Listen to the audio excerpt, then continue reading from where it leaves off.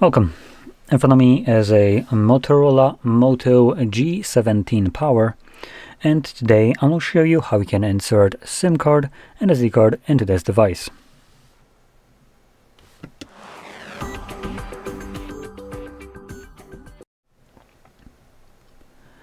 So, to get started, you'll want to grab a SIM ejector, which will look something close to this, might look a little bit cheaper, and should come provided with a device in the box. But if you can't find it, you could use a paper clip. Straighten out one of the ends, and as long as it doesn't have that plastic wrapping, which you can cut off, it should work just as well.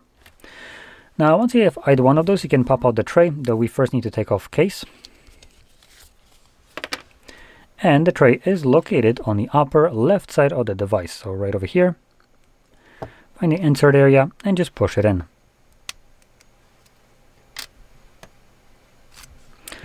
Now once you pull it out, on the tray you have space for 2 dedicated SIM cards and 1 dedicated SD card.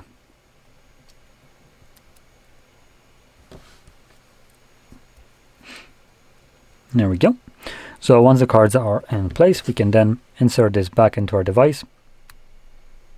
Now if it's not going in like this one,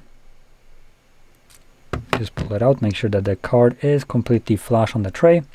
Sometimes they come out just a tiny bit and start to kind of wedge themselves in, and there we go, that's going in without a problem.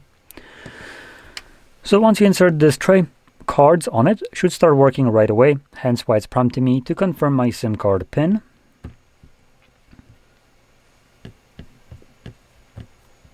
And SD card should be working as well, so let's check it out. Oh, there we go, it's right over here. I have a notification that it is ready to use. So that's about it. Now, if you found this very helpful, don't forget to hit like, subscribe, and thanks for watching.